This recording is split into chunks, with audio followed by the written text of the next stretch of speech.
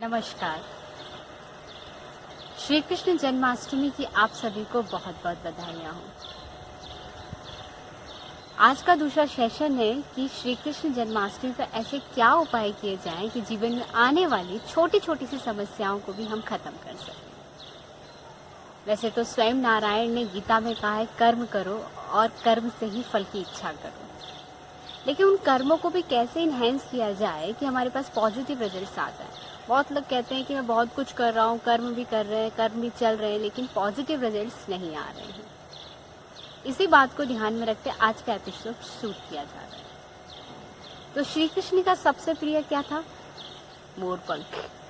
ये शायद उन्होंने उनकी माँ ने उनके सजाने के लिए उनके मस्तक पर लगाया था, लेकिन ये आज बहुत ही कीमती है। आप चाहे किसी भी धर्म को मानते हो, किसी भी धर्म को, हर जगह आपको मोरपंख जरूर दिख जाएगा। चाहे आप गुरुद्वारे जाते हैं तो गुरुद्वारे में मोरपंख दिख जाएगा, चाहे मस्जिद जाते हैं तो मस्जिद में मोरपंख दिख जाएगा, अगर मंदिर जाते हैं तो मंदिर में, क्योंकि ये सच में बहुत ही ज़्यादा चमत्कारी भी है और उपयोगी भी है। अब मोरपंख की बात चल रही है तो इस मोरपंख से जुड़े हुए ही मैं आपको उपाय बताने वाली हूँ जो आपके जीवन में छोटा छोटा सा चेंज करने से बहुत अच्छे परिवर्तन कर सकते हैं। तो सबसे पहले सभी लोग अपने बच्चों से बहुत परेशान हैं कि बच्चे पढ़ाई नहीं करते हैं, बच्चे अच्छा पढ़ नहीं रहे हैं, बच्चे पढ़ रहे हैं लेकिन बात नहीं समझ रहे हैं, लॉकडाउन में और ज़्यादा बच्चे बेकार हो गए हैं। तो सबसे पहले मैं बताना चाहूँगी कि जैसे ये मोरपंख है, इसी की तरह से एक पौधा और आता है जिसे मोरपंखी का पौधा कहते हैं। अगर आप अपने घर में वो मोरपंखी का पौधा लगाएं और लगाने के बाद सिर्फ बच्चों से कहें कि उस मोरपंखी के पौधे पे जाओ, थोड़ा सा पानी डाल के आ जाया करो। आप देखना धीरे धीरे जैसे जैसे पौधा वो ग्रोथ करेगा, वैसे वैसे आपके बच्चों के मानसिक और शारीरिक दोनों ही अवस्थाओं में बहुत ज़्यादा सुधार आएगा। दूसरे उपाय के तौर पर अगर चले तो ये मोरपंख है ना, इस मोरपंख के हिसाब से ही ऐसे 11 मोरपंख ले लिए जाए और उनको रेड कलर के धागे से या रेड कलर के टैप से यहाँ पर बांधा जाए, थोड़ा सा नीचे से थोड़ा सा टिल ऊपर।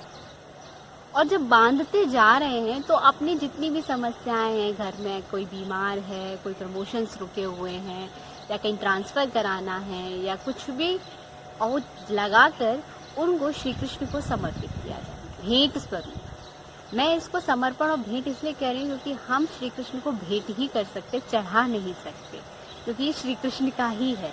एज अ गिफ्ट उनको भेंट किया जाए। आप देखना 40 दिन के अंदर आपके वो काम जरूर बन जाएंगे।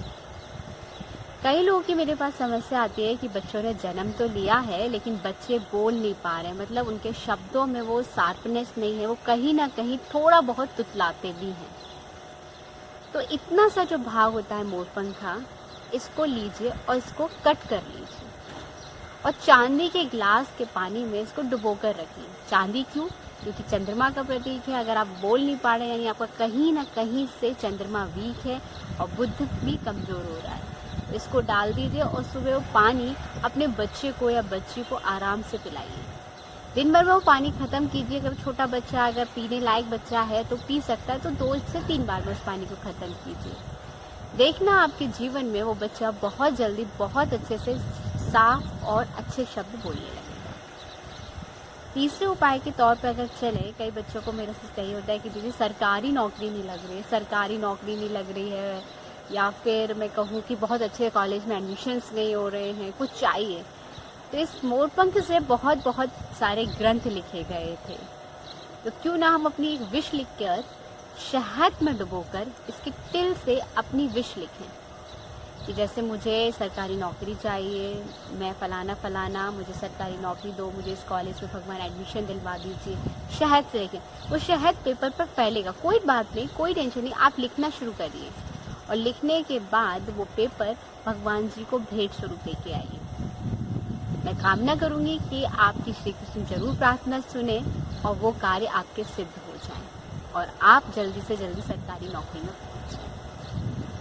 लॉकडाउन का पीरियड है, व्यापार सबके बहुत कम हो गए हैं, मंदी का दौर चल रहा है, लेकिन मैं चाहूंगी व्यापार चालू रहे, एटलीस्ट बनता हुआ तो रहे, चलता हुआ तो रहे, कुछ ना करे तो जिस तरह से हम लोग पान के पत्ते से घर में छिड़काव करते हैं, आम के पत्ते से छिड़काव करते हैं। उसी दिन श्री कृष्ण जन्माष्टमी पे शंख में पानी लें और इस वाले मोरपंख को पानी में डुबोकर और घर में छिड़काव करें या ऑफिस में छिड़काव करें।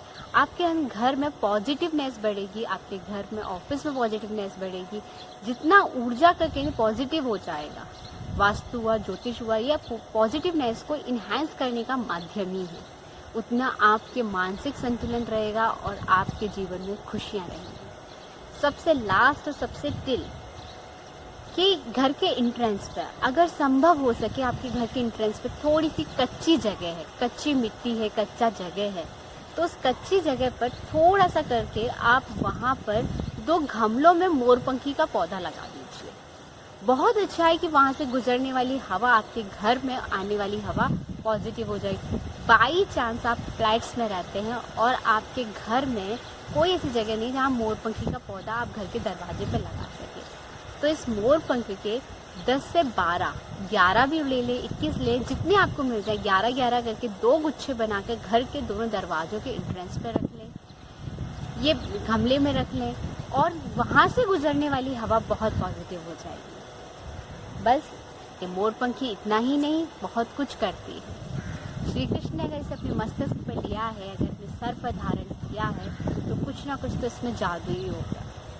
अगर सच में आपको किसी परीक्षा के लिए, विशेष किसी टास्क के लिए अगर निकलना है, तो मोरपंख को अपने जीवन में हमेशा धारण कर रखिए। देखिए, सफलता आपके कदम चूमेगी।